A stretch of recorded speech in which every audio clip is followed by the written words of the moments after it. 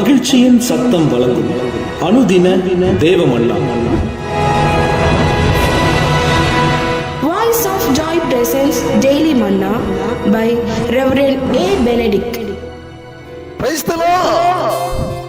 God loves you so much. இன்றைய தேவ மன்னாவாக சங்கீதம் 24 அதிகாரம் 5 வசனம். அவன் கர்த்தரால் ஆசீர்வாதத்தையும் தன் இரட்சிப்பின் தேவனால் நீதியையும் பெறுவான். இன்றைய மன்னாவின் தலைப்பு, கர்த்தருடைய ஆசீர்வாதத்தை பெற்றுக்கொள்ள தகுதியானவன்.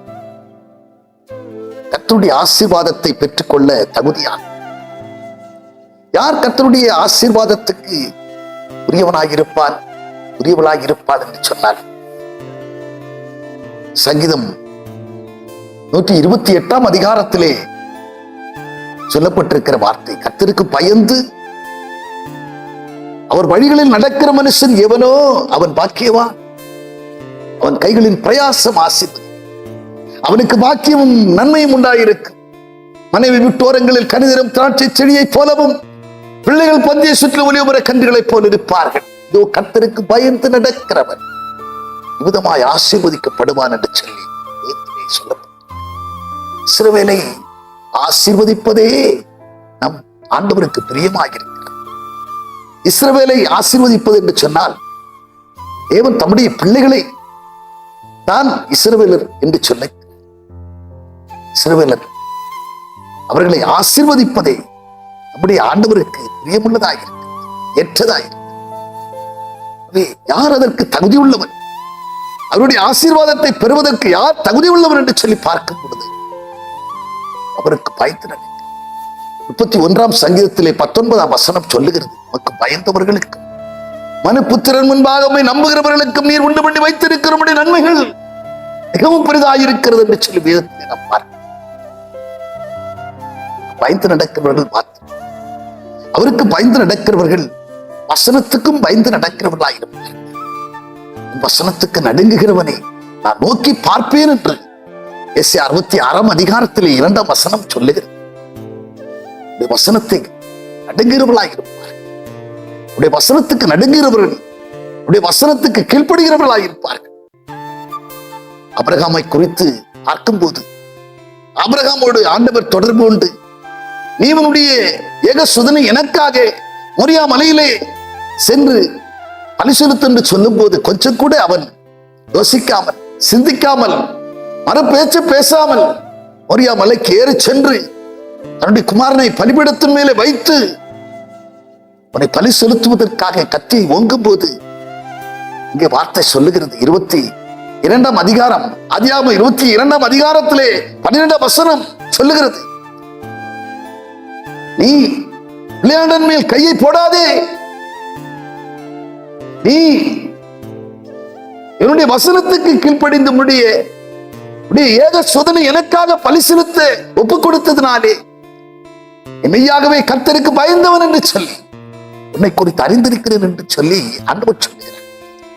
என்றால் கர்த்தருக்கு பயந்தவன் யார் என்று சொன்னால் வாக்கின்படி தீமையை வெறுக்கிறவன், அவர்கள் தான் தேவனுக்கு பயந்தவர்களாக இருப்பார்கள். அப்படி பயந்தவர்களை கர்த்தர் ஆசீர்வதி. கர்த்தருடைய ஆசீர்வாதம் ஐஸ்வர்யத்தை தரும்.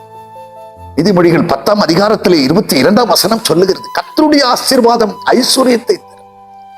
அவர் ஆசீர்வாதத்தோடு வேதனையை கூட்டவே மாட்டார். இன்னைக்கு அநேகம் சம்பாதிக்கிறார்கள், அநேக வருமானம் வருகிறது. நான் ஒரு பக்கம் வருமானம் வருகிறது, அதில் இரட்டத்தனையாய் செலவும் வருகிறது. உலி சம்பாதிக்கிறவன் பொத்தலான பையிலை போடுகிற விதமாக சம்பாதிக்கிறான் என்று வேதம் சொல்லுகிறது. பிரயாசப்படுவார்கள், ஆனால் அதற்குரிய பிரயோஜனம் அடையார்கள். வேதம் சொல்லுகிறது, கோதுமையை விதைப்பார்கள், முள்ளுகளை அறுப்பார்கள். பிரயாசப்படுவார்கள், பிரயோஜனம் அடையார்கள். அவருடைய பிரயாசத்தின் பலன் புறத்தியாருடைய வீட்டில் இருக்கும் என்று வேதத்திலே நாம் பார்க்கிறோம். இப்படிப்பட்டவர்களா இல்லாதபடி நம்மை ஆண்டவர் ஆசீர்வதிக்க விரும்புகிறார். யாருக்கு அந்த ஆசீர்வாதம் என்று சொன்னார்? அவருக்கு பயந்து அவருடைய கற்பனைகளுக்கு அஞ்சி நடக்கிற பிள்ளைகள் இதற்கு தகுதியுள்ளவர்களாக இருக்கிறார்கள் என்று சொல்லி வேதத்திலே சொல்லப்பட்டிருக்கிற வண்ணமாக கர்த்தருக்கு பயந்தவருடைய கற்பனைகளை கஞ்சி நடக்கிறவர்களாய் நாம் காணப்படுவோம். அவருடைய ஆசீர்வாதங்களுக்குரியவர்களாய் நாம் என்றும் நாம் ஜெபம். பரலோக பிதாவே, நாங்கள் உம்மை துதிக்கிறோம், ஸ்தோத்தரிக்கிறோம். ஆண்டவரே, உமக்கு பயந்து நடக்கிறவர்களுக்கும் மனுபுத்திரன் முன்பாக நம்புகிறவர்களுக்கும் நீர் முண்டு பண்ணி வைத்திருக்கிறவருடைய நன்மைகள் மிகவும் பெரிதாயிருக்கிறது என்று சொல்லி வேதத்தில் நாங்கள் பார்க்கிறோம். குணமாக உமக்கு பயந்து நடக்கவும் உம்முடைய ஆண்டவரே ஸ்தோத்திரப்பா. ஆண்டவரே, மனுபுத்திரன் முன்பாக உம்மை நம்புகிறவர்களாகவும் நாங்கள் காணப்பட வேண்டுமே. கர்த்தாவே, கிருபை செய்வீராக, வழி நடத்துவீராக. கர்த்தருக்கு பயந்தோர் வழிகளில் நடக்கிற மனுஷன் பாக்கியவான், அதன் பிரயாசம் ஆசீர்வதிக்கப்படும், வாக்கியம் நன்மை உண்டாயிருக்கும் சொல்லி வார்த்தையின்படியாக ஆண்டவரே, இப்படிப்பட்ட ஆசீர்வாதம் ஆண்டவரே கேட்டுக்கொண்டிருக்க ஒவ்வொருவருக்கு காணப்படணுமே, உண்டாயிருக்க வேண்டுமே. கர்த்தாவே, கிருபை செய்யுங்கப்பா, வழி நடத்துங்கப்பா, தடைகளை எடுத்து போடுங்கப்பா. ஒவ்வொரு தேவ பிள்ளைகளையும் பயந்து நடக்கிறவர்களாய் மாற்றுமான் கருத்தில் எப்படி செபிக்கிறோம், இயேசு கிறிஸ்துவின் மூலம் செபிக்கிறோம் நல்ல பிதாவே. ஆமென்.